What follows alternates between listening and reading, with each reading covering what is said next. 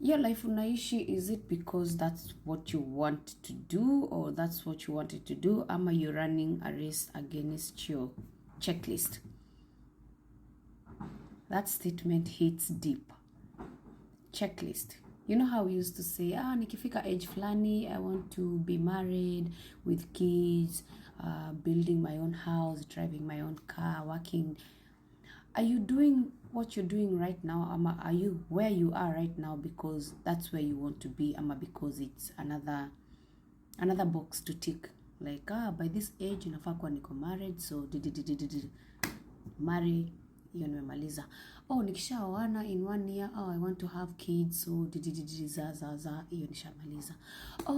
At this age inafaa kuwa nimejenga. Are you doing that because this is what you want to do, ama checklist, I need to do this by this time?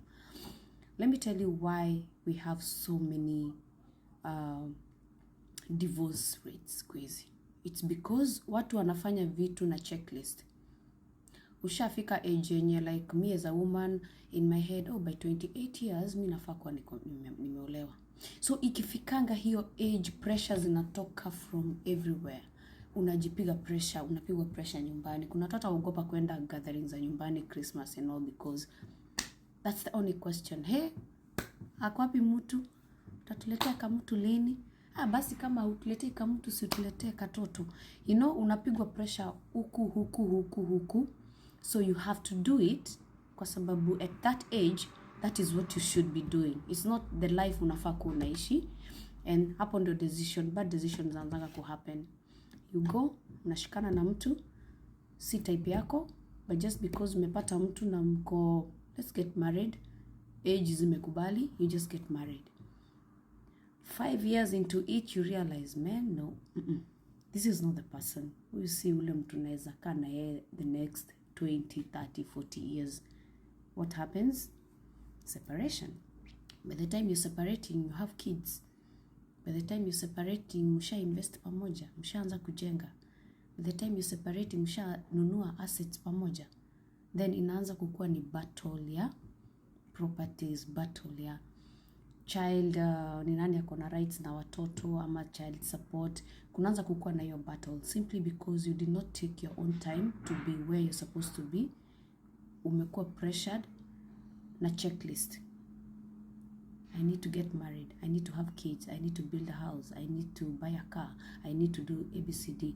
Pressures of society, na vile tumelelewa that at a certain age, unafaa kuwa umealign life yako in this manner. At a certain age, unafaa kuwa in this kind of career. So many people in the universities go right now.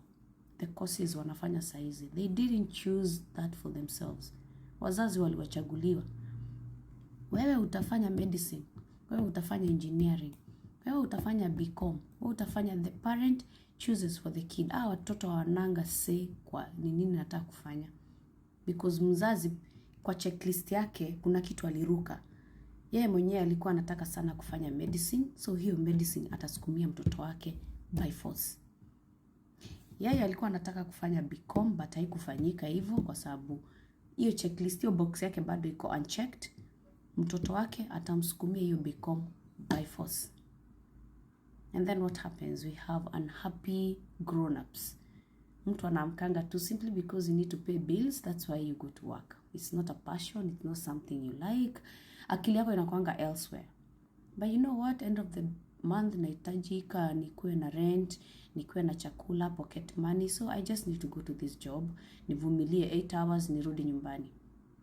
Na nikirudi nyumbani, kuna mwanamke ako kwa hiyo nyumba, ama mwanaume that ni bwanangu, ni bibi yangu, but sijui nilikuwa nakimbilia nini. So hata huko nyumbani kurudi akukaliki. Mnaelewa? Because what? Checklist. You the younger generation wenye bado hamjaanza hii kukimbizana na checklist, be very careful ni nini unaenda kucheck, so that it doesn't come back and bite you in 5 years, 10 years.